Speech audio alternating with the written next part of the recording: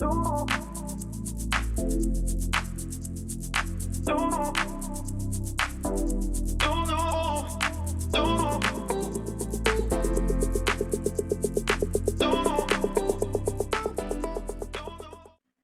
this is Tiara, Hello, this is Ali. and this is the Goddess Vibration Podcast. Welcome back, you guys, to another episode. We are very excited. I mean, we're excited for most of our episodes, but we have another guest today. And this one's particularly interesting because she has provided services to both of us, and she does some really interesting work around divination. And it's a type of divination that I've I've only ever seen like in certain circles, but it's unique and it's interesting, and we really are going to dive into the mechanics behind it because it's so fascinating. So today we'd like to introduce Kelsey Kuehl, and she does some very powerful energy work around auras and repairing auras. But she's also a shamanic practitioner and a diviner who has been teaching and empowering others to be their best whole self. So a lot of her work is geared towards that. She has spent time working with various shamans, healers, and teachers from around the world, and is particularly passionate about the work she's doing to bridge the gap between New Age spirituality and the Christian faith, which is also very interesting because I do come from a Christian faith. So I know a little bit about that process and about how making that bridge can be, it can be a journey. So, Kelsey, we're so excited to have you here today. And I'm really curious about how you've gone about doing that bridge between those two systems of belief, because when it comes to New Age and Christianity, there's a lot of overlap, but there's also a lot of very distinct dogma. So I'm curious to know how you go about that and how you work with people when it comes to that. Well, first of all, hi, Ali and Tiara, and thank you guys so much for having me on your podcast. I'm super excited to be here with you two and your listeners. Um, I've been doing this work for close to a decade now, and I think one thing I noticed, whether I was working with clients, actually mostly working with clients, was, a lot of them wanted to know, how do I get my spiritual power? Because I think whether you're a mystic, a psychic, a healer, you are able to channel some kind of spiritual power that helps you to do what you do, right? Whether you're channeling divine guidance through divination, or you're reading tarot cards, or you're doing reiki, there's some kind of spiritual power that's giving you those gifts and abilities. And I wasn't always, in the beginning, I wasn't always clear or certain where my spiritual power was coming from. And I actually think that sometimes that's one of the shadowy sides of the New Age spiritual movement or community, is a lot of times people don't know, who am I channeling or where am I getting that energy from, right? When I'm healing somebody, where am I getting that energy from? And so as I was doing my work and becoming more clear about who I was as a healer, it became very clear to me that, first of all, I only want to receive my spiritual energy from God or source, right? I don't want to receive it from any other being or entity that maybe isn't in my highest, most divine alignment. But the other thing that I noticed was that in all my healings, Jesus was right there with me. And I Ooh. often would see him, like when I stand over a person who's doing a healing in person and they're literally laying right under my hands, I would see him right across the massage table, also laying hands on people. And, I went through that whole thing, in my early 20s, like, so about 15 years ago. I went through this whole thing where I was really in the yoga community, and I was really immersed into some of these new age communities. And there was this whole thing like, you can't talk about Jesus, you can't talk about God, you can't even say that word in your yoga class because you're going to trigger people. And so I went through this whole kind of process of feeling like I couldn't talk about God or I was going to trigger people. But as I've gotten more sure of who I am as a healer and the work that I'm doing in this world, I'm very sure that I'm an extension of God's hands. And I really wouldn't want to do this work any other way unless I was an extension of God's healing energy, love, light, divine intelligence, and all that. So I try to be really clear that when I'm doing this work, that's who I work for. That's who I work for. I've given my life over to God, and for a lot of people that I work with, I think that's really important. They want to know that. They want to know where my energy is coming from, where my spiritual power is coming from, and that I'm not dabbling in some kind of weird occult thing or, working with something that I know nothing about or they know nothing about. So that's kind of why I have made it a point to let people know I'm a faith-based healer and I only like to perform healing that is in alignment with God and my client's highest divine will. That is really interesting that you say that. And I'm happy that you brought something up because Tiara and I have actually been discussing this a lot lately, that a lot of people, especially if you're a channeler, don't know who they're actually channeling and where that energy is coming from and who that energy is.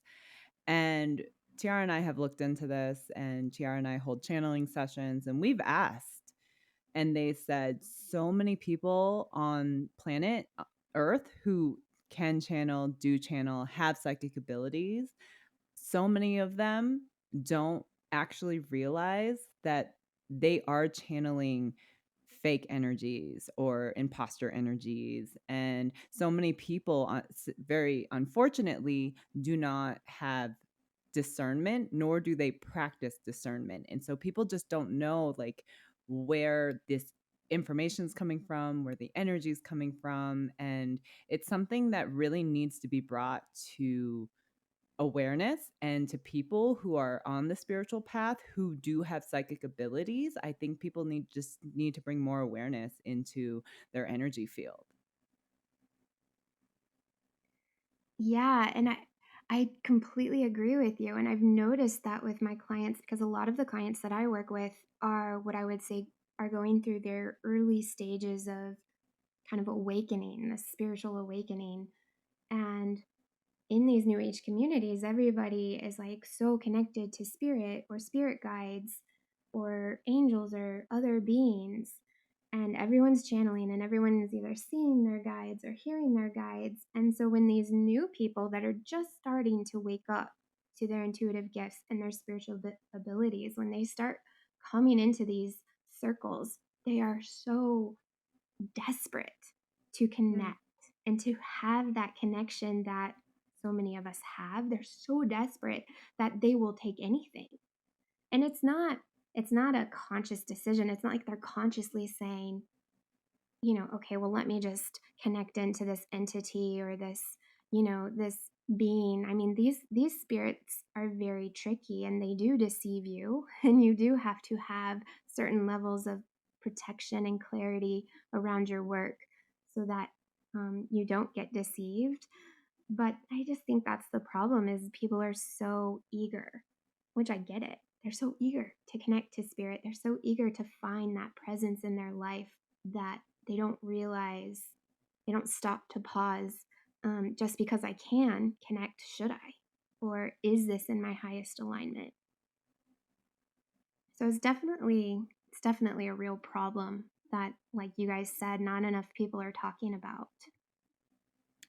Yeah, not enough are talking about it at all. And, you know, when I got started with channeling, I actually went to a channeling class, and it was two individuals who had been doing channeling for a very long time. And they actually were in the process of creating a book based on some of the messages they were receiving, and they had the best intentions. And, when I worked with them, I think I went to like three different courses, like three sessions with them. And the experience was fantastic and it was beautiful, but they never expressed the need to protect yourself or to have discernment or even indicated that imposter energies were a thing. And I look back on that and I just thought that was so surprising that that wasn't emphasized in teaching. And so I think that you guys are absolutely right. There's just not enough focus and emphasis on this out there.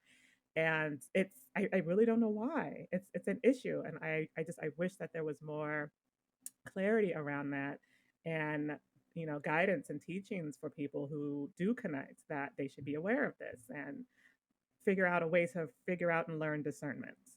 Yeah, I agree. And I would also add, so going back to what we were talking about in my bio about bridging that gap between New Age spirituality and Christianity, one of the things that was a part of my journey was that when I first entered these New Age communities, there tended to be a lot of wounding around religion, because a lot of us, myself included, grew up in a church environment that was filled with shame and filled with all kinds of this, religious wounding.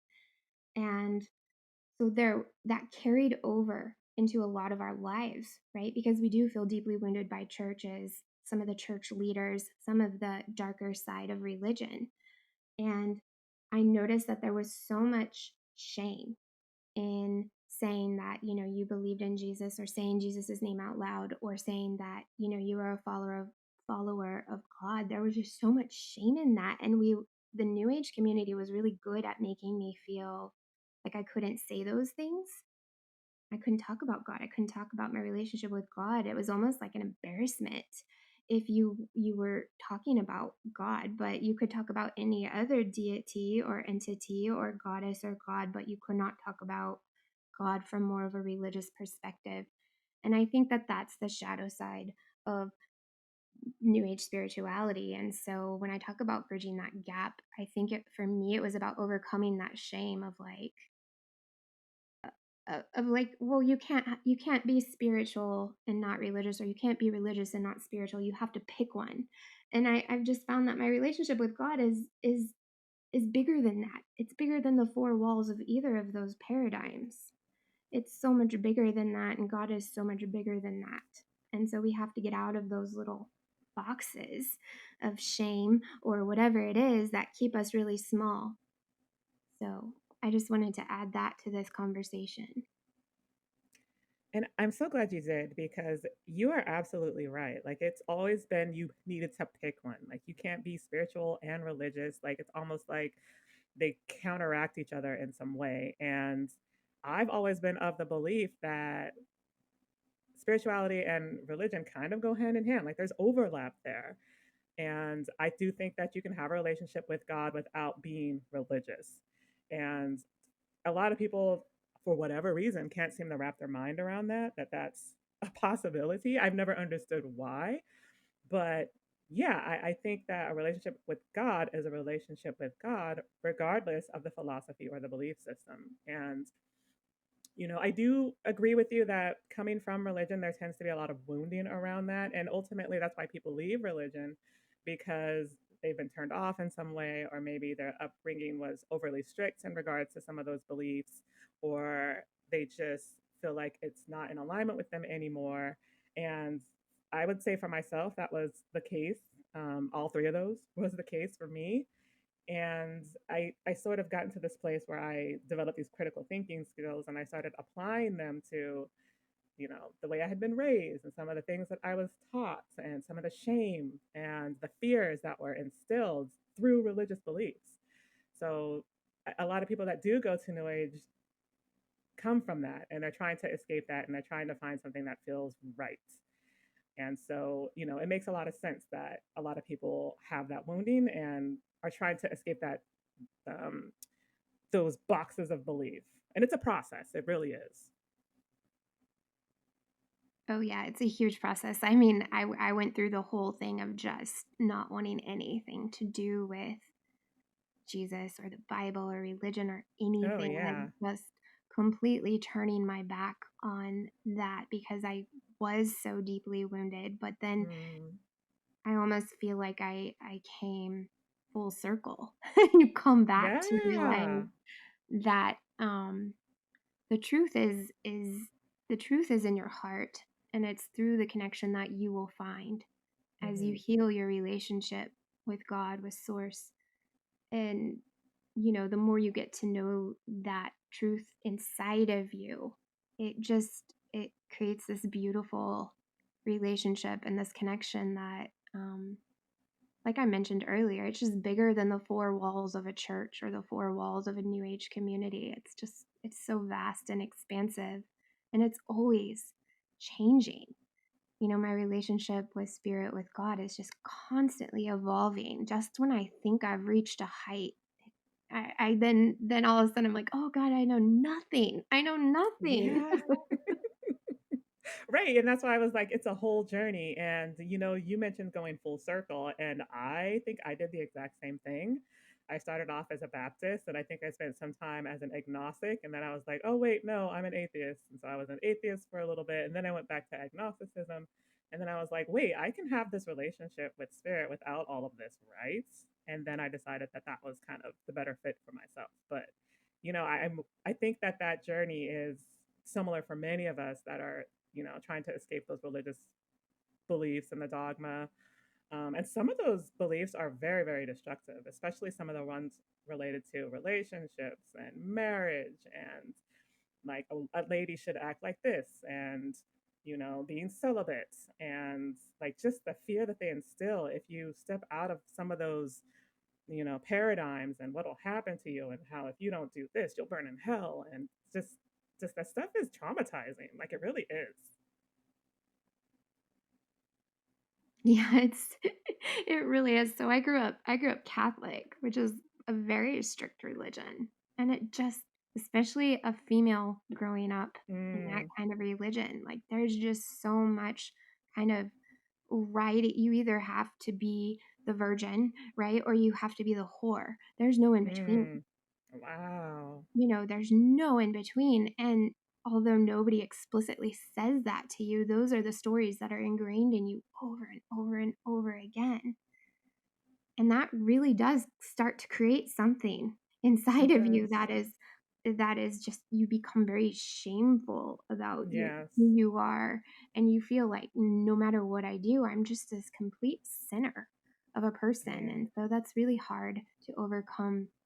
That's, yeah, those are big wounds to heal. And I know every religion um, has its own kind of dark side as well. But that was Hmm. definitely one of my experiences. Yeah, I love that you have that context for people because I do think that there are people that need support when it comes to trying to shift away from religion into spirituality, into new age, trying to find a belief or values that align with them that are not rooted in fear and shame. And so I'm so glad that you're doing that work because we really, really need that. Thank you. Well, and also, I mean, there's a lot of religions and religious people out there still that are like, oh, if you have a crystal, you know, that's sinful. Or, you know, if you use tarot cards, that's sinful. And I have women come to me all the time for healing, and they're like, if my husband knew I was here, he would not be okay with this, Oh, right? wow. And things like that. And it's because there's such this I mean, the work that I do, or, you know, if you're interested in using even herbs for healing, some people are like, "Oh, that's witchcraft. That's sinful." Oh, And yeah. so that's part of my work too, is I don't feel any kind of sin whatsoever going outside and picking herbs from my garden and using those for healing. That's something God made. God made that. Yeah. Why Yeah. would he think that's sinful? Why would that be sinful? So we have to kind of start to rewrite um, those restrictive beliefs that we've somehow accepted or believed are true, that Mm, they simply aren't. They kind of hold us back, actually. right. They do. They really do. Yeah. So, Kelsey, I'm curious to know how did you end up getting into doing some of the energy work and the aura work? Because Eileen and I both had some aura work done by you, and it was so incredible and so amazing, and it was work that I've really never seen anyone else doing, like not to the degree that you do it and not to the extent that you do. So I'm so curious to know how you got into that work and how you ended up realizing that, hey, this is something I want to provide. Well, honestly, this was never on my radar to do energy work or be a healer at all. I still cannot believe that this is my work right now. Because I was never looking for it. It was never, no little girl grows up and is like, I'm gonna do that for a living. But I had a major kind of dark night of the soul moment about 10, somewhere between 10 and 15 years ago. Um, that just everything, every area of my life was really, really not going well. And I was at a place in my life where I either had to figure out how to get myself better physically, emotionally, mentally. I didn't even know about the spiritual healing, but I just knew I had to figure out how to get myself better, how to heal myself and get my life back on track, or else I wasn't going to be here much longer. And so I went on my own healing journey of healing myself. And through that healing journey, I went on some different retreats and worked with kind of non traditional healers because all the traditional stuff wasn't really working for me anymore. And believe me, I tried everything. And it's funny because I was at this moment of just complete desperation. Like I was willing to try anything. And so I decided to work with an energy worker who's very similar to me, similar to the work I'm doing now. And I decided to work with her. I had no idea what I was getting myself into, but she really helped me to move the needle. And so I started working with energy healers just because I could feel the effect in my body and it was working. And then naturally, you start to get very curious about that and think, wow, I wonder if I can heal myself. How do I learn to keep healing myself? That's all I was ever interested in was how do I heal myself? So I took Reiki and studied Reiki, and that was very interesting. And that felt very natural to me. It felt like something that I had done my whole life, which is strange. And then I studied shamanic healing.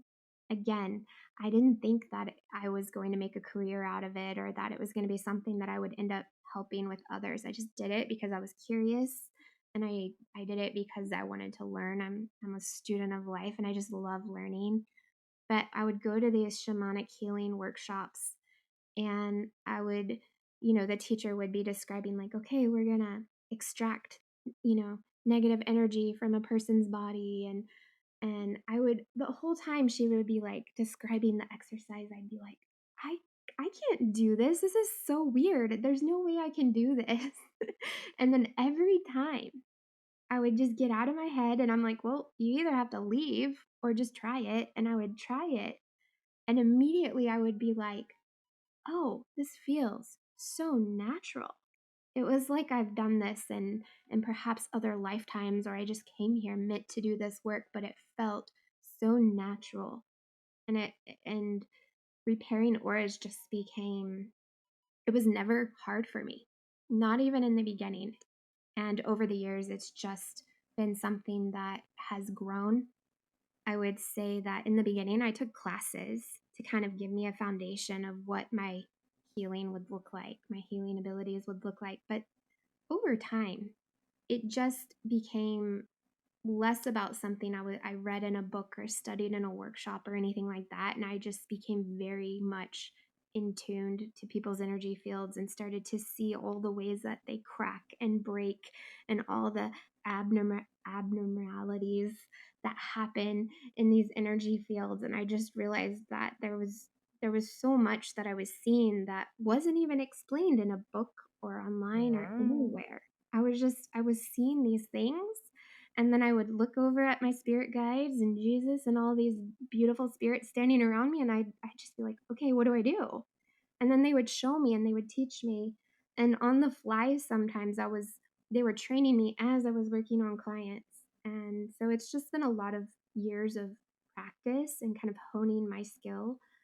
Um, yeah. And then eventually, people in my circle, family and close friends started kind of asking me like, "What are you doing? What are you doing on Yeah. these workshops? What are you learning?" And some of them got really curious.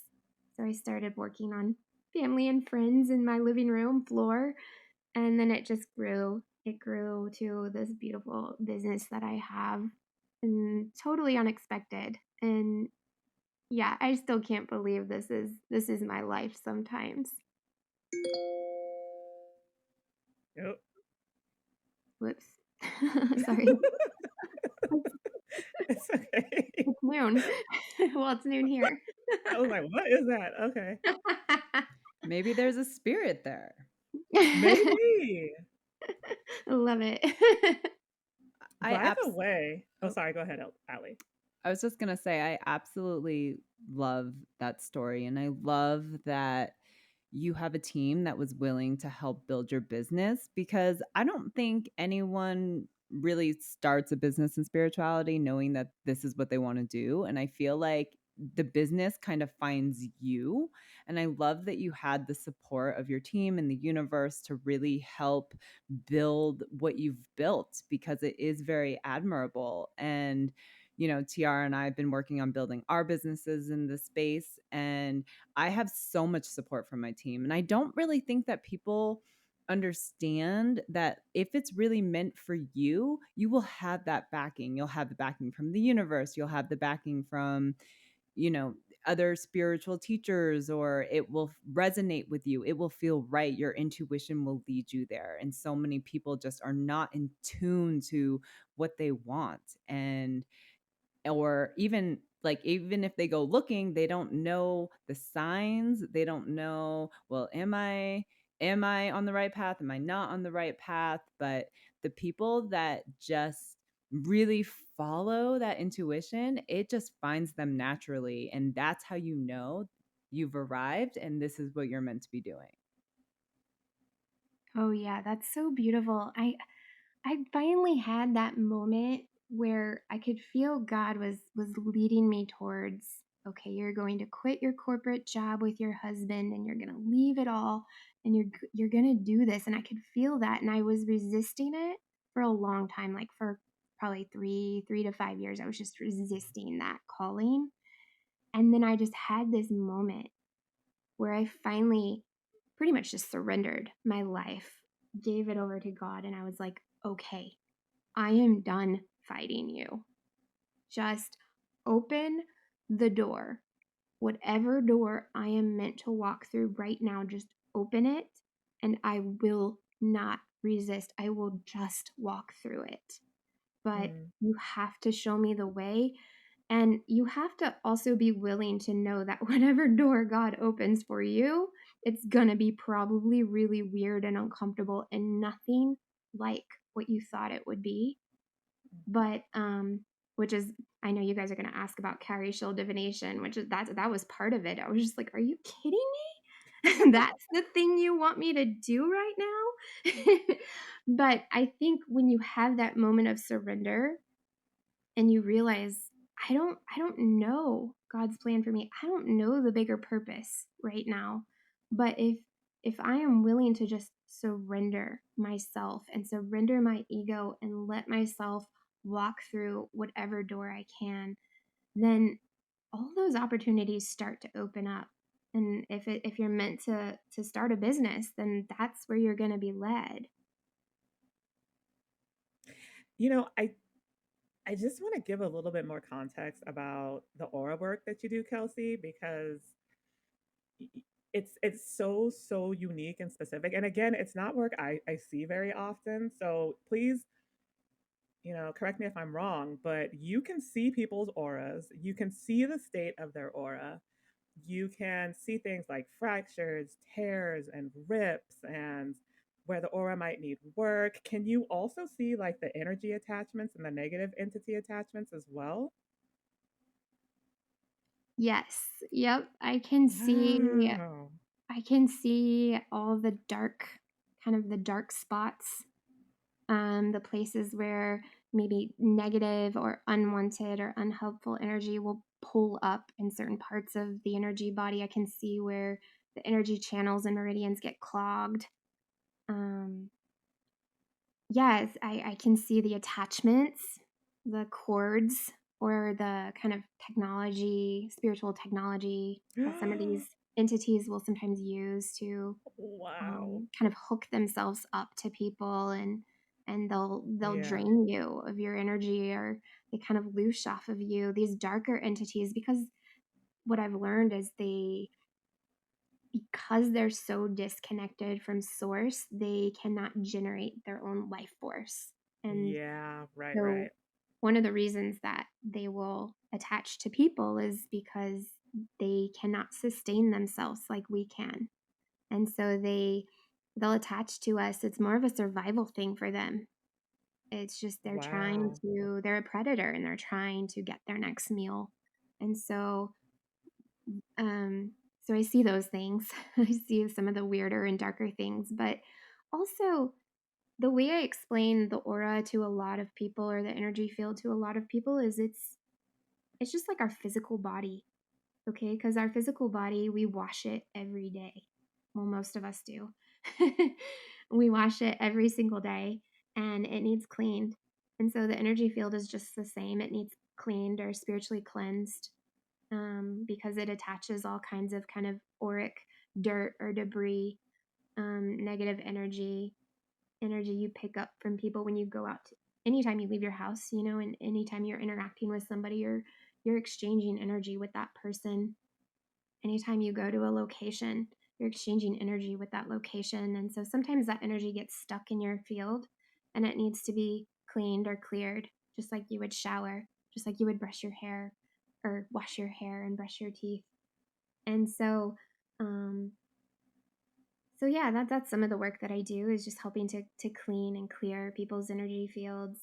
The energy field is also like the body in that it gets damaged. You mentioned the aura gets ripped and gets little holes and tears and bruises and stuff like that, just like our physical body does. Mm. And sometimes when I'm explaining these things that I see to people, there's always that moment of like, oh my gosh, something's wrong with me. And it's like, no, we don't. If I cut my finger yesterday, that doesn't mean something's wrong with me. It's just a kind of a normal part of what it means to be human. And so, Mm. um, when these things happen to the energy field, it's kind of just a normal part of also being a spiritual being. So, um, so what I do doesn't seem too out of the ordinary. I know it does for, people who've never heard of this, but for me, it's just like the same. Like that, you need doctors and certain kind of people to help heal your physical body. There's a lot of people, coaches and therapists, who can help you work through mental and emotional things. And there's a fourth component to that, because we're energetic or spiritual beings as well. I think that's where I try to fill in that gap for people, is being the one who can help provide deep healing to the energy body. That is incredible.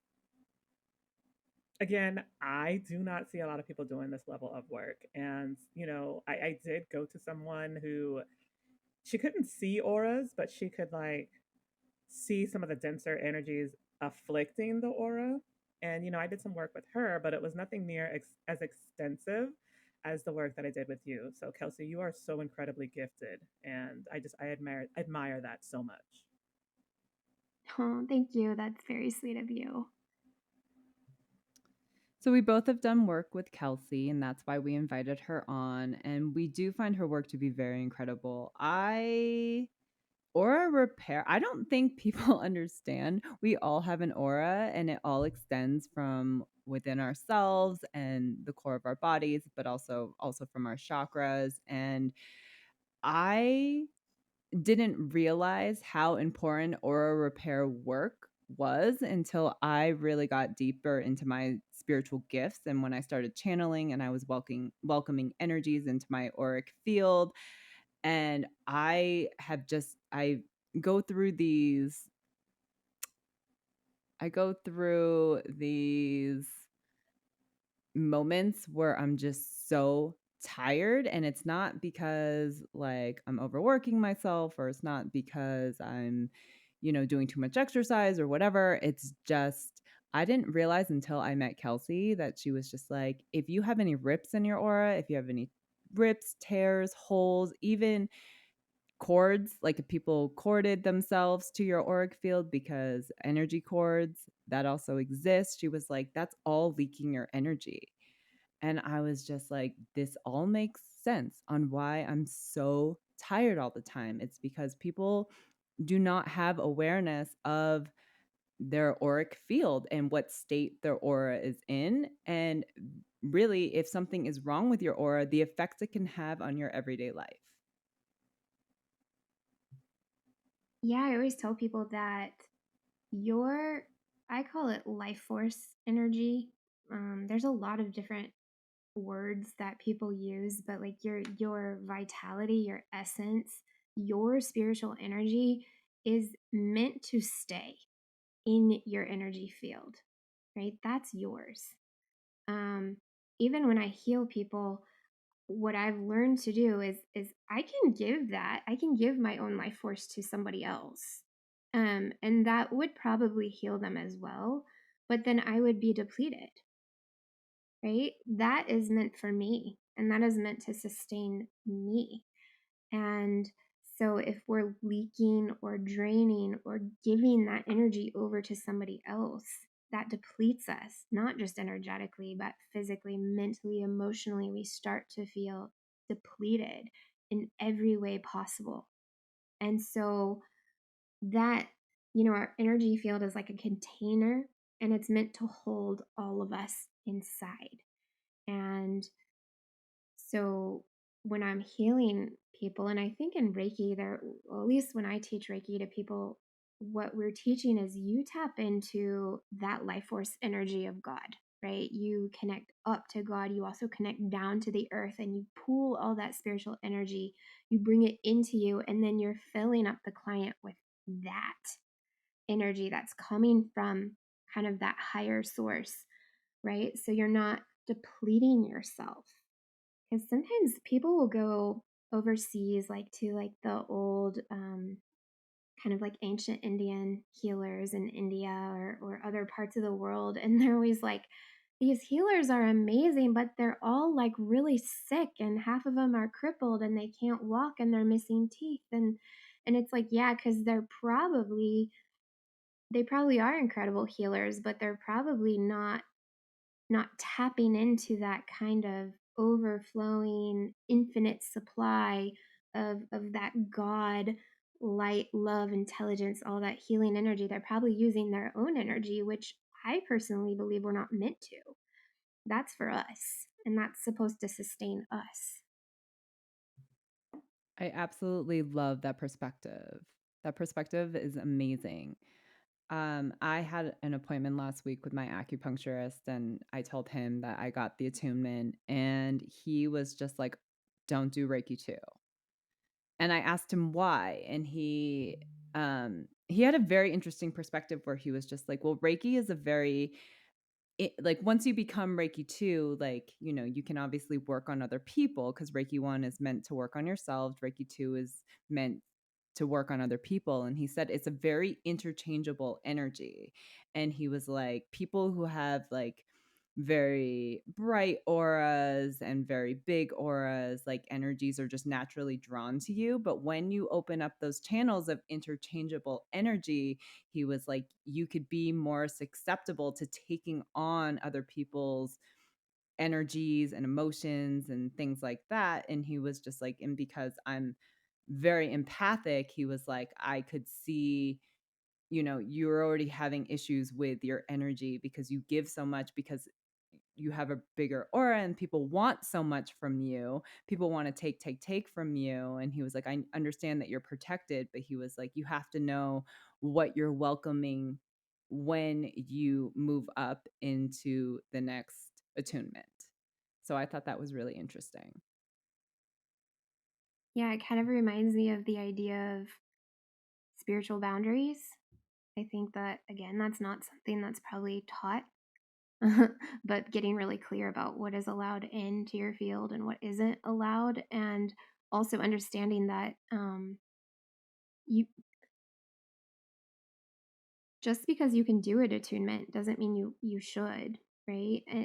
Exactly. I think sometimes people are, again, remember when I said people are so desperate to connect, and they're just so desperate to get to that next level, get to that next level, get to that next level, that they don't stop to think, well, am I ready for it? Am I ready to take on all the things that are involved in that next level? And like, it's just like people want to see spirit, and they're like, I can't see my spirit guides. And I'm like, are you sure? Like, be careful what you're asking for, because if an angel was actually going to walk in the room right now, 99.9% of people would be terrified, including myself. Like, if an angel walked in right now and physicalized itself in front of me, I would tremble. Right. And so, like, let's just be careful what we're asking for, and make sure that we're moving at a pace that we can handle, Right. and that we have really good spiritual boundaries, and we're not opening ourselves up to just anything and everything, especially when we're not ready to deal with that.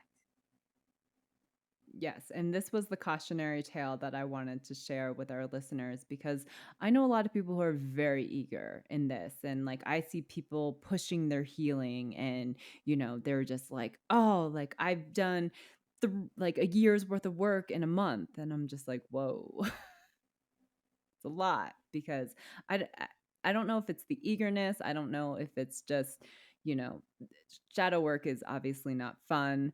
And people are just like, okay, I just want to push through it and get through it. And then I can move on to the next thing. But what we've noticed is that if it's not properly healed, it will recycle and it will come back up, and people will just be like, "Oh, like I did the work. I thought I did the work, but it's coming back up and it's still bothering me." And I was like, because you are pushing yourself, because you're just so eager, or you want to move on more quickly. I don't know if it's an ego thing. I don't really know what it is. I think every individual is different, but healing never ceases. It is a lifetime commitment, because we have so much trauma. Everybody has trauma. Yeah, that's so good. Yeah, it you only can go deeper into the healing, but you're never going to be fully healed. Otherwise, there's no point in being here. Exactly. Speaking of that, like I was definitely one of those people when it came to being eager. So I can kind of relate to why people want that. And I do think there's an ego component to it. But I know for me, it was just like, okay, if I push harder and faster and quicker, I'll be done at some point and I can sit back and relax and like reap the rewards without really realizing and thinking that, hey, this is a process that never ends and never ceases. Um, so I know that that was a big part of it for me. And, I think some people, it's just like they're curious. There's a discovery factor when it comes to some of that stuff. Um, and I do think people think the more that they heal, like the more their abilities will come online and like they'll be able to do more things and see more things and, their gifts will enhance. And so I think there's multiple facets to it. I just know for myself, it was always just like, the quicker I push and the faster I go, I'll be done faster and quicker and I can not worry about this anymore. Like that was kind of my mentality behind it. So, I'm glad that you guys brought up that it is a process that never ceases because I think people need context when it comes to what this journey really looks like. Of course. And I will say that, I mean, once you do, Tiara, you've made a very excellent point, and I do want to point that out, is that if you do the healing work, we're not saying rush it, but yeah, more psychic abilities will come on. I know that's been the case for me. I know it's been the case for you. And so I feel like that's part of it. Like once people kind of get that itch, or once they get like a glimpse of what they're capable of, they're like, "Oh, I want more." And I know you and I have both been there, and I'm sure Kelsey has too. Yeah, I mean, it feels good. Eventually, in your healing, you get to a certain level where you're like, God, this feels so great. I want more of it. I want more of it. Yeah. Um, but yeah, you definitely. Yeah, it's funny because like people, the life lessons that we choose to learn here in this lifetime, this one carnation, a lot of times those life lessons we don't learn in one lifetime. Sometimes it takes multiple lifetimes to learn just a single lesson. it could take 5, 10 lifetimes to learn a single lesson. And so, yeah, our ego gets in the way and thinks it's like school. We have to get an A+ on this lesson and master it and then just go right into the next one. But it's like, no, like for a lot of us, the life lessons that we're choosing to learn and experience, they're going to take us even longer than this lifetime. And so when you can kind of lean into that and just understand that my healing will happen at the pace it's meant to happen.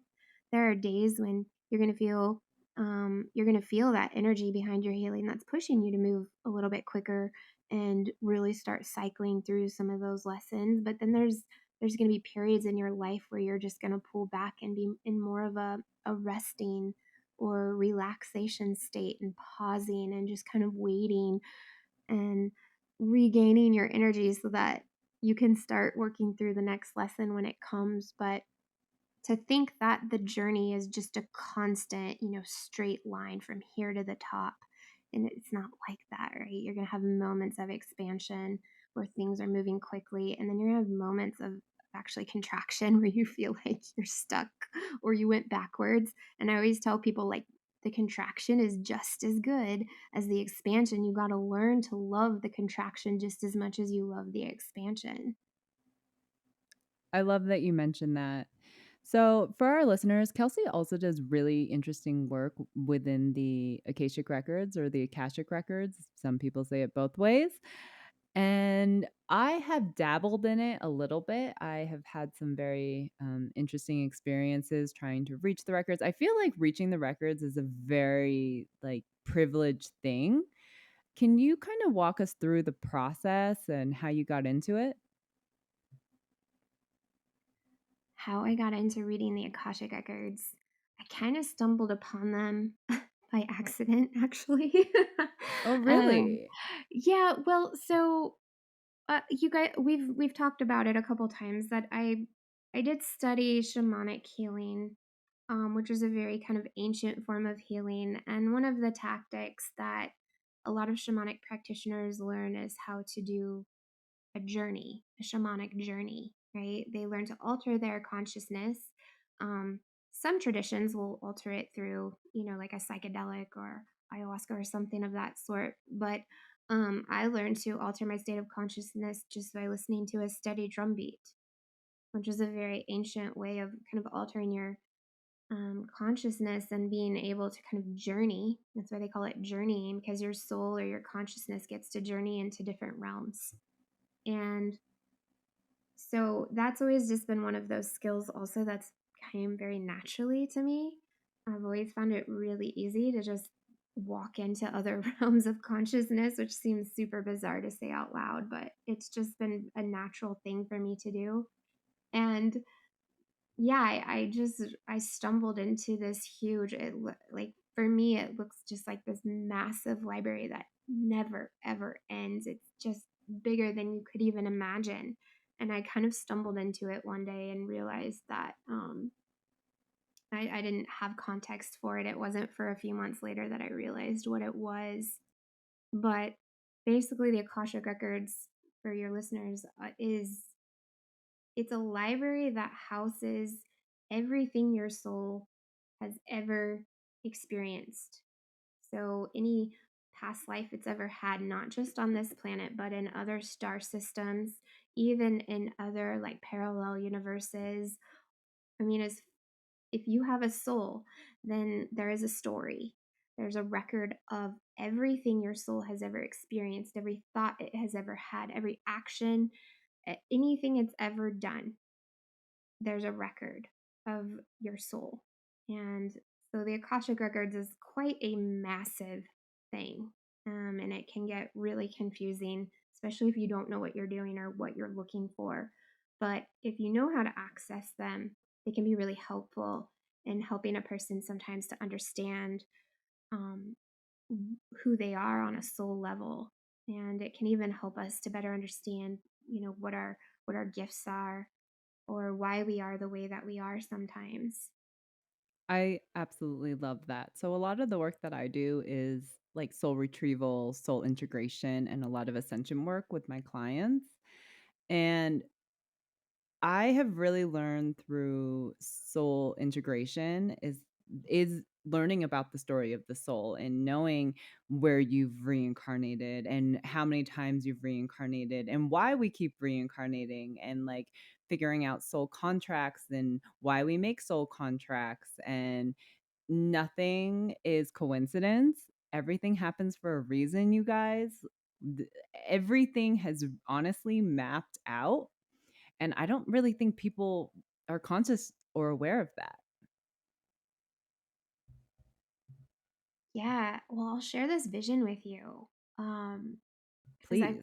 I've had it in several different client sessions, but I've also had this vision of my own soul before it incarnated into this lifetime. It's almost as if we sit around kind of like a business meeting with our spirit guides, our angels, the spiritual team that is going to assist us in this lifetime, but we're also sitting around our parents, our siblings, if we're going to have children, if we're going to have a spouse or a life partner, some of the most influential people in our life. And all of those souls are sitting around this table planning your life. And you're basically, on a soul level, you're telling all these other souls, like, this is why I'm incarnating. These are the lessons I want to learn. These are the experiences I want to have. This is my mission and purpose for this life. And all the souls around the table are agreeing to it. And they're all like, okay, well, I'll be this role. I'll play this role. I'll help you in this way. And everybody agrees on some level that they're going to help you do the best that they can to make sure that you achieve what you came here to achieve. And so for anybody listening, like, we don't come here just for fun. We come here for a very specific reason. And sometimes the reason is to just kind of have a holiday and have like a really fun, exciting life. And that's the mission, but we all come here for a very specific reason. And all the souls that we're involved with in this lifetime are coordinating with us to help us make sure that we get to where we're going. I absolutely love all of that. I love working with the soul. It is honestly the most fulfilling work, and I just love like seeing people. I love working with people and seeing it click with people, and they're just like, that makes sense. It's like finding missing pieces of yourself to finally make you feel whole, and things start to make sense, because when we incarnate here, we get amnesia, we forget everything. And so like to really be able to awaken and uncover all of that information and putting the puzzle pieces back together and watching it click within clients, it's just such a beautiful process. I love it so much. Yeah, I mean, it can be really, it can be healing for a lot of people on some level to know who they are, on a soul level, where they came from, right? Because I think at least 25% of the souls on this planet right now are from probably a different star system, Oh, right? it's They more didn't than know. that. It's like 40%. Do you think it's 40? Yeah, That's I what I know think. you could be right. I know it's at least 25, but most people who are interested in this conversation, and most of the people probably listening to this podcast, are in that 25 to 40% of people that you've been places, right? You're busy. You're traveling all over the Yes. universe. Yes. Yeah, and I think it's honestly around 40. Tiara and I were in a channeling session, and we had asked, like, there are souls that were specifically made for earth-based souls, human souls, whatever term you want to put to it. And I'm pretty sure we were channeling, I think, Jesus. And I pretty sure it was Jesus who said there was 5 billion souls that are earth-based souls on the planet right now, and there's 8 billion of us on the planet. So that means 3 billion of us, that's almost half, is from other parts of the universe. Yeah, wow, that's so cool to think about. It's really cool to think about. So Kelsey, we're so intrigued with everything you do. So, I know you mentioned earlier talking about like you're gonna have to help me pronounce. Is it the cowrie divination with the shells? Yeah, cowrie shell. Yes. So, how do you go about that? Like, how do you incorporate that into some of the work that you do when when comes to helping people? Because some of the divination I'm familiar with is stuff like tarot and like I know some people use the pendulum, and I've seen people use I can never remember the name of these things. Ali, the things you hold in The your hand and dowsing the girl. rods. Thank you, the dowsing rods. I've seen people do like the tea leaf readings and like the readings where they read the folds in your lips. But the cowrie seed, the shells, is a very unique one. And the only context I have for it is how it's been used in Africa, particularly in some of the Yoruba religious beliefs. So I'm so curious to know how you stumbled into that because that is so fascinating. Well, I stumbled into it because I met a cowrie shell diviner. Um, Probably, I don't know how long ago. It's been a while. Um, and again, it was back in that time in my life when I was just really at a low point and I was so desperate to try anything. And this woman said, I do these cowrie shell divinations. Do you want to try it? And I was like, sure, whatever. And it was such a life changing experience because on the, so you have a cloth, right, with the African elemental or their cosmology wheel. So it has water, fire, earth, nature, and mineral on it. And then you have tons, hundreds of pieces. Some of them are shells, cowrie shells, and other seashells, and all kinds of different colored rocks and crystals and totems and different things. And each of those pieces represents a different aspect of who you are, right? So your medicine is on there. That's the gifts that you're meant to deliver to the world or administer to the world. And um, your family is on there, your relationships, your role in community, all anything that you would really want to know, all the different aspects that make up who you are. They're right there on the cloth. And it was, the entire reading takes about an hour, sometimes longer. And this woman did this reading for me, and it was I remember I cried. I cried like the whole time, and I'm not usually an emotional person. Like you really don't see me get super emotional or cry, but it was for the first time in my life I felt like somebody had really seen me. And it was so affirming, and it was such a positive experience. And I got very curious about, well, where did this come from? The person who taught this diviner was a man by the name of Malidoma Somé. And that's all I had was a name. And turns out Malidoma was a incredible gift to this world. He was just an incredible human. Shortly after my first divination, I found his autobiography of Water and the Spirit on Amazon, and I ordered it. And within a few chapters of reading about this man, I had the strongest knowing that I have ever had in my life that that man was my teacher. Huh. And you guys have to understand, so I'm a mom. And at that particular time in my life, I had pretty much a newborn. I had a baby and like a toddler. I think he was 2. And I'm reading this going, how am I going to go to Africa and study with this man?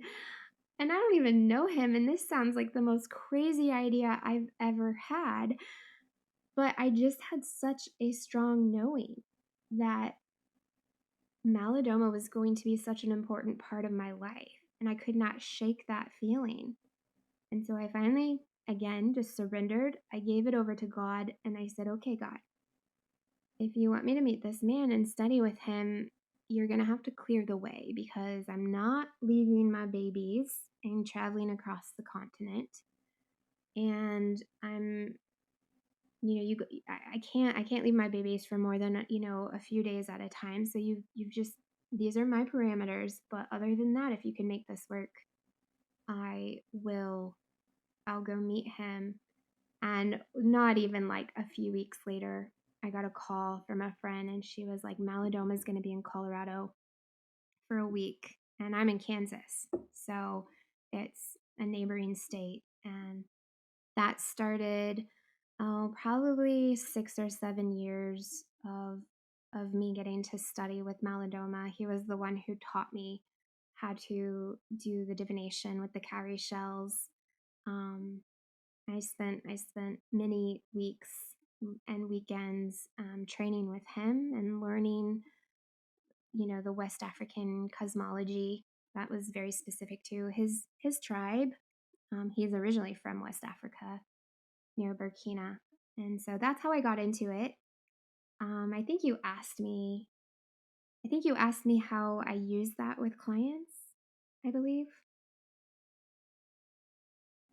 Yes, like how do you just offer readings that are strictly cowrie shell, or is it something that gets incorporated into like one-on-one work or even the aura healing work? Yeah, so I do offer just the reading. It's an hour-long reading, and I set up two cameras, one so you can see my face and hear me talking, but then I set up a second camera that's facing the cloth with all the shells Hmm. on it. So you'll see both. And we always record it too, because those kinds of readings tend to um, they tend to transpire through, time and space. Like even listening to some of the readings that Malidoma used to do for me, like they're 10 years old, and there's some things he said that only just now make sense to me. Wow. So they're just really cool. So I always try to record those. Or if you're in person, you actually get to sit on the other side of the cloth and spin the shells yourself, and then I read them to you. So yeah, there's just an hour-long session that you can book on my website where you can just do the cowrie shell reading. I also have a longer 90-minute session where you can do the cowrie shell reading and then also receive energy healing and aura repair work that I do, so you could get a little bit of both. Oh, very cool. So I have a question about the carry shell. So you said it's just a cloth. So how would you start that process? Like, are they laid out in specific positions, or how does the beginning of that process go? Yeah. So when I made my cloth, it was a very specific, we were given very specific dimensions, like the circle has to be this big. And um, so when I'm sitting at the cloth, the water is always the top element. So that's always closest to me. And then the fire is at the bottom of the circle towards the client. So I sit at the top of the cloth where the water is, and then the fire is down at the bottom. And then to my left, as I'm looking down on the cloth, there's the left side of the circle is going to be nature, and then the right side of the circle is going to be mineral. And then there's a second circle right in the middle, a smaller circle that's the earth element. And so before divination, all these pieces, the stones and the shells and the coins and everything, are dumped right into the middle of the circle. And then there's a very specific way to churn the shells on the cloth. So females turn it 4 ways counterclockwise, males turn it 3 ways clockwise. So there's this whole process, and you spread the shells out over the cloth 3 or 4 times, and then you just lift your hand, and then we read the shells and all the other pieces where they lay on the cloth. That is so fascinating. Oh my God, that blows my mind. I know. It's an incredible reading, and it feels so spirit led. Well, especially because the reason it's spirit led is because the fire in the Dagara tradition represents the realm of ancestors and the realm of spirit. Mm. And in the reading, you always start with the stone on the cloth that represents the ancestors or the realm of spirit, because that is their main message. And so the stone could be anywhere on the cloth. It could be in the water. It could be in the fire. It could be anywhere. And it starts to tell a story depending on where it's located on the cloth. And also what other pieces it's touching will also begin to tell a story. And so I just start telling you, well, this rock here in this location next to this piece, this is what it means. And these are the messages that are, and a lot of times I'm not just reading like, okay, well, this stone here means this, but I'm using all of my intuitive abilities, and I'm speaking to the ancestors that are in the room and the spirit guides. And I even feel Malidoma, who was my teacher. He passed a couple years ago, but I still feel him so present in this work. Yeah. He's right there. And sometimes, it's like we'll be giggling together. Like I can just hear his voice so clearly in this That's work. incredible. Yeah, it's so cool. And again, it's just this beautiful, beautiful another tool that we have, just like the Akashic records, just like the work you guys do. But it's just another tool we have of getting to know ourselves better. And it can sometimes kind of clear the path a little bit or make the way forward seem a little bit more clear for us. I love I love all the work that you do, and it sounds like you've stumbled across some very incredible opportunities and experiences where your guides have led you down this path of really also very unique skills and gifts. And that is just it's fascinating, it's cool, but it's also like such an incredible gift. And the universe, if our listeners take anything from this episode, it's that the universe sends us like what we need at that time. And it sounds like Kelsey had a very, she went through a very dark period, as we all do, and went through that dark night of the soul, and really kind of led her on this very beautiful spiritual path to really impact people with healing. Like there's a lot of, like a lot of people will all find their own way in this spiritual path that they're in, but different gifts form for different people. And I haven't really come across someone like Kelsey who does such unique work. And I love Me it. neither. Right. Same. Oh, thank you. Thank you. I still pinch myself every day. I'm like, is this really my life? Like, who would have thought? Because I'm just like, I always saw myself as just this average girl who grew up in Western Kansas, and I only ever moved 2 hours away from home. So, um, and I'm a mom, I'm a householder. I lead this pretty average, ordinary life, at least on paper. Mm-hmm. But then in the background, there's this incredible, like, rich spiritual life that I just keep tending to, like a garden. You just keep growing it and watering it, and I still can't believe sometimes where I've ended up on this path. Well, we greatly admire and respect where you have ended up because it sounds like it's been quite a powerful journey for you. And, I always admire those journeys that people take, especially when they're coming from religion, because I know it's so hard to shift your mindset when it comes to some of those heavily ingrained religious beliefs. So I always admire people who are able to escape that and then come back around to, living their best, most authentic self, realizing that they can maintain a connection to God and spirit outside of religion. So, I recognize that journey and I respect it greatly. And so, that's one of the reasons why we wanted to have you here is because, like, I think all three of us in some ways, like, have had very similar experiences and journeys. And so I knew this was going to be a very interesting conversation. Well, I appreciate that. You guys are just so kind. And one thing I would add is about my journey, and I think that this will help anybody listening, is that once I embraced my authenticity, and I understood that every single person is unique and our path is unique and the way we connect to God is unique, and everybody is so completely unique. And once we embrace our own authenticity and realize that you know we need to stop faking it and just embrace what is already within us and just embrace it and stop resisting and fighting it. And once you do that, the way forward gets pretty easy. But we get in our way and we like to kind of block our truth and block our authenticity, and we like to think that we're in charge and we know exactly what the way forward should look like. But if we can just get out of the way sometimes, it looks so much better, and you realize I couldn't have dreamed this up any better even if I had tried to.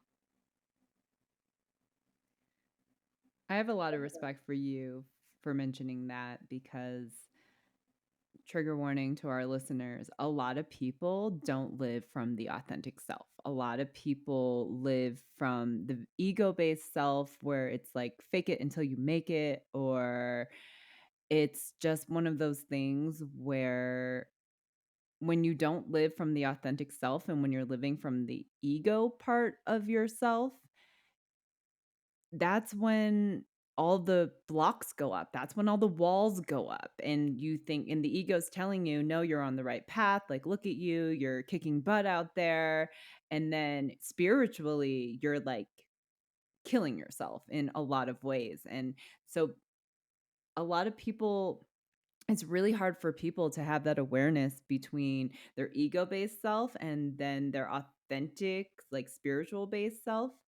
And unfortunately, a lot of people are operating from the ego space, even in spiritual age and new age.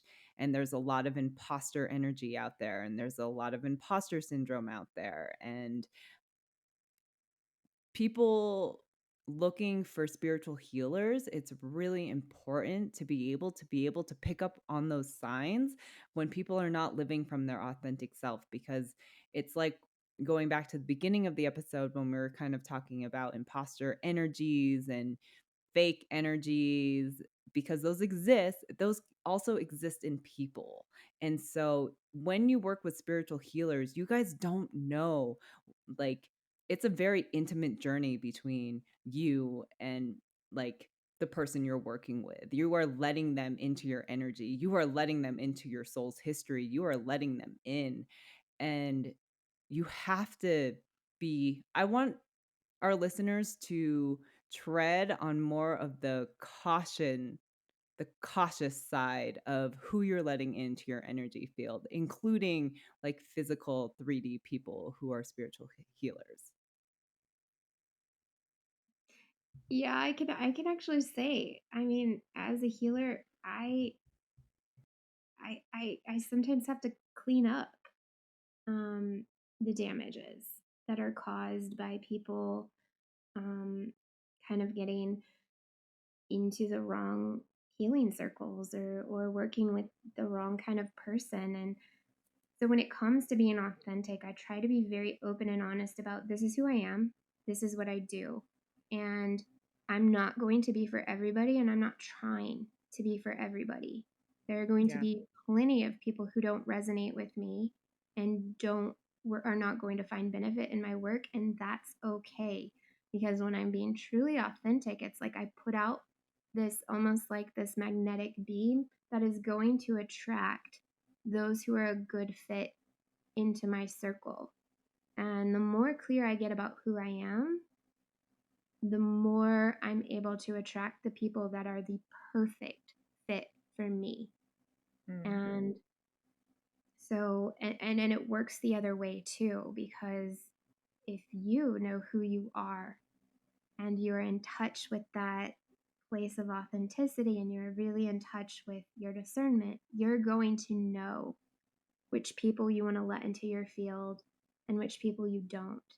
And I always tell people, like, energy work, you hit it on the nose when you said it's so intimate, because it's literally, it's worse than inviting a random stranger into your home and just being like, here's my diary, take a look. Here's my underwear drawer. Why don't you dig around a little bit? Like, here's all my personal and most private parts of my home. Like, just have a go at it. And, you wouldn't do that to just anybody.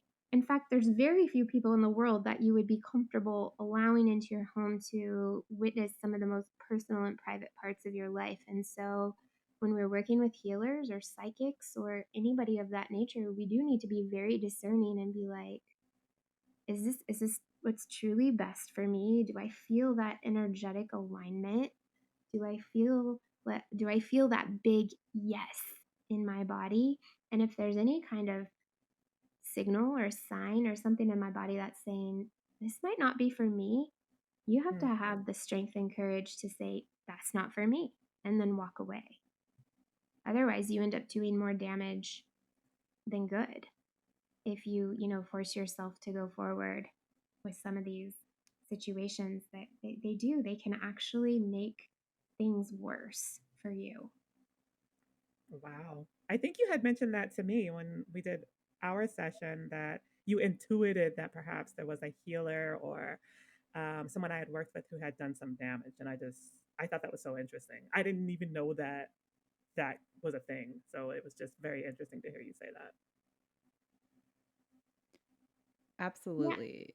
yeah, and I don't think I never want to speak ill towards Exactly. anybody who wants to do any kind of mystical work, because it's very much needed.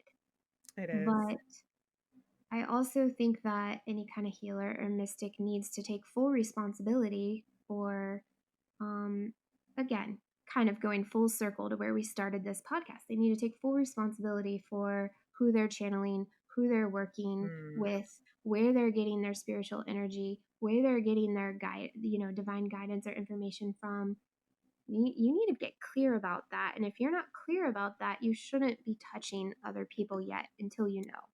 And right. I love that you said that because I'm very much the same way. Like, I know that not everyone who comes into my field wants to work with me, and that's okay. And because I'm very upfront about it. I'm like, listen, like, this is who I am. This is the work that I do. I'm very confident in that. And if it doesn't resonate with you, that is okay. Like, go find someone that resonates with you, and you, like, as Kelsey just said, you get that big yes from them, and you just feel so good and you're excited to get into that work. But I know people, like, out of desperation or eagerness or whatever it may be, jump into these scenarios with these people, and I'm just like, you have no idea who you're actually working with. You have no idea what type of work they are doing on their own. They don't know if, like, I wouldn't for example, I wouldn't want to work with someone who does not have discernment,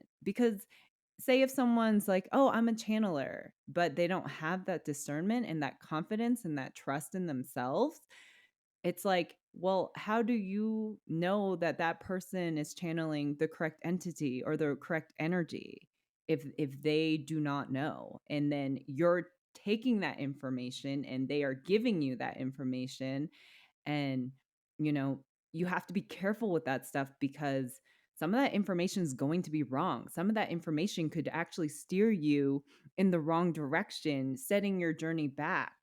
And I don't think people really are conscious of any of this. And it's unfortunate. Oh my gosh, for sure. I I mean, none of us are perfect. We're going to make mistakes and we're going to interpret, things differently. And, I even tell people, like, I do not put me on this pedestal as like a guru or a teacher that everything that comes out of my mouth is 100% true. Like, I do my best, but I'm going to make mistakes. And I even tell my clients, I'm like, If I say something that doesn't resonate with you, then just let it go in one ear and out the other, because only you know what's right for you or what's true for you. And so, also we have to stop. I remember when I was in the earlier phases of my spiritual journey, I would hang on to every single word of whatever healer I met or whatever diviner I met. And I would just hang on to every word like it was gospel, right? And I have definitely had to um, shift that within myself, because it's like I've worked with plenty of healers now. They'll say things and I'm like, yeah, did it resonate? But that's okay. Just let it go, right? That wasn't for me. And so we also have to learn to be sovereign, right? To me, that's what it means Absolutely. to be sovereign, is to not let anybody dictate your life.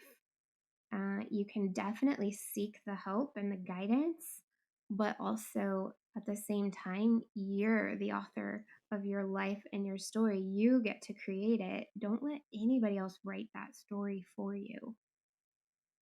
Absolutely. And I'm so happy that we were actually able to have this piece of conversation, because it's something that our listeners and people in the spiritual space need to know. I mean, no one is perfect, and divination is not 100% accurate.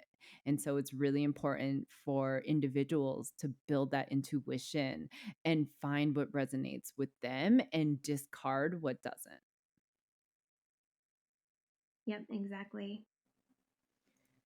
So, Kelsey, thank you so much for coming on to our show. This has been this exceeded my expectations in conversation. Like, Tiara and I kind of brainstormed what we wanted to talk about. And this is what we love about like free form and just letting the conversation flow, because feel like we've hit so many important topics that our listeners need to be aware of. But also, it's just, you do such fascinating work, and it's just been such an honor having you on the show. Oh, thank you so much. It's been my honor and privilege to be here with you guys today. I was so excited when you asked me to join you guys on this podcast. So thank you so much. Kelsey, for anyone in the audience who might be interested in working with you, whether that's aura repair or getting an Akashic reading or even doing the cowrie shell divination, I think I said it right that time, where can they learn more about you? Yep, everything's on my website. My name is spelled KelseyKuehl.com. So it's KelseyKuehl.com is my website, and everything can be found on there. Excellent. I love this. This is a great conversation. Me too. So, again, thank you so much, Kelsey, for joining us. To all of our listeners, Kelsey's information will be in our show notes. If you guys have any questions, comments, feel free to reach out to her. Feel free to reach out to us. Also, our spiritual community is officially launched on Patreon. You can sign up today. We hope to see all of you there. Yes, and you can also, we're getting ready to launch a tarot. It's so what we want to do is we want to give you guys a little bit of a sneak peek into what we're going to be offering in the community. So we are going to be hosting a Tarot Truths webinar. There is no date for that yet, but it is in the works, and it's going to be really, really fun. So if you're not on our email list, you can sign up to our email list on our website, and that's where we're going to be sending all this information. So please do check us out at www.goddessvibrationstudio.com. There's information on all our prior episodes, as well as a direct link to the community, as well as a way to subscribe. So please do sign up and stay tuned. Thank you, everybody. And we hope you have a great week, and we will catch you next time. All right. Take care, you guys. Bye. Bye-bye.